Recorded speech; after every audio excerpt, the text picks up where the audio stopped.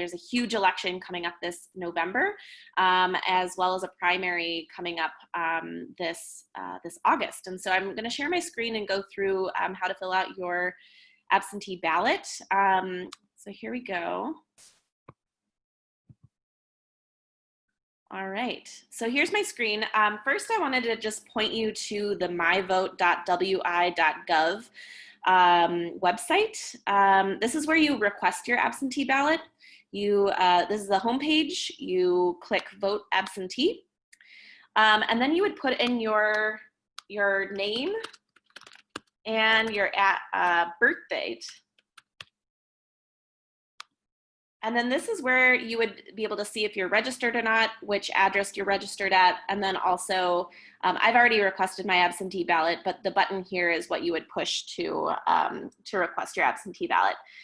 It's super easy. It takes about 5 minutes. It's very comprehensive, and it's really easy you do have to upload your photo ID, but you can do that really easily, especially if you're requesting your absentee ballot on your phone, on your smartphone.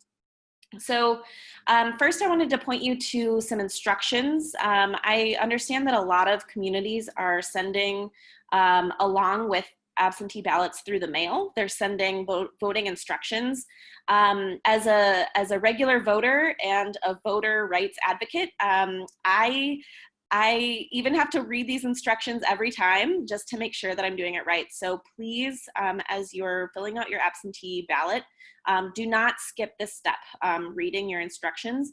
This will include a lot of information that maybe you have known in the past, but need a quick refresher. So, there's a lot of information on this set of instructions, which is from the town of Brunswick. But I did want to point you to a couple of things on this instruction guide. The first is that, at least in the August election, this is a partisan primary election, and what you're going to be sent is a primary ballot.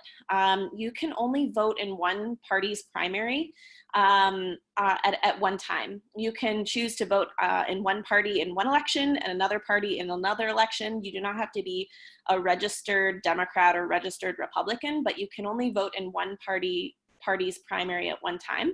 So, so you'll be asked to, I'll switch my screen to the actual ballot, but you'll be asked to vote, you'll be asked to choose one party and then vote only in that party. I also wanted to draw your attention to the fact that the ballot that you'll receive in the mail has postage paid already. Your ballot should be ready to go. You just need to fill it out and put it in your mailbox. You shouldn't have to put a stamp on it. Okay, so next I wanted to show you what the actual ballot looks like. You'll see, for those of you who are voters, this should look fairly familiar. But again, I wanted to draw your attention to the party preference selection box.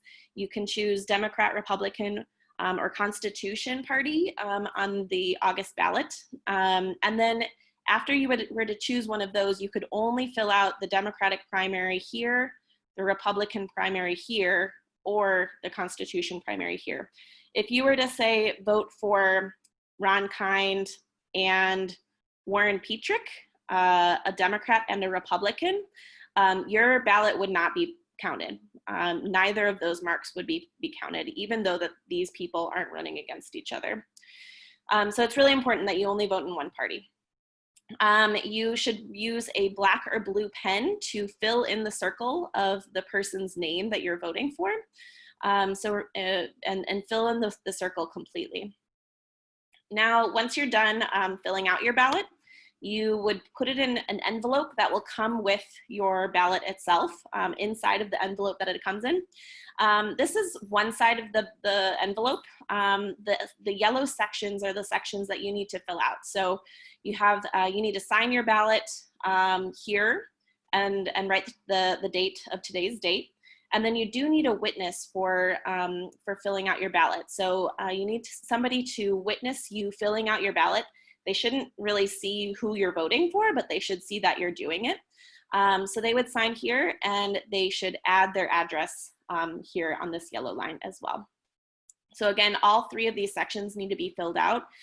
If they're not, your ballot won't be counted. Lastly, I wanted to draw your attention to the back side of your ballot. This is the opposite side as this view here.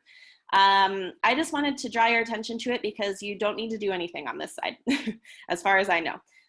This side is all for office use, and so know that it's there, but you don't have to fill anything out here. So that's basically it. I did want to say, like I said, there are some specific things that you need to do or not do in order for your ballot to be counted. Some communities are really good about following up with people who have issues with their ballot. I know Eau Claire, the Eau Claire Clerk's Office, is calling people who might miss the address of their witness here or something else, so that people can have a chance to have their ballot counted. But this isn't a requirement, and it certainly might be something that would fall off if clerk's offices get really busy. So do the best you can to fill those out so that you can make sure your vote is counted.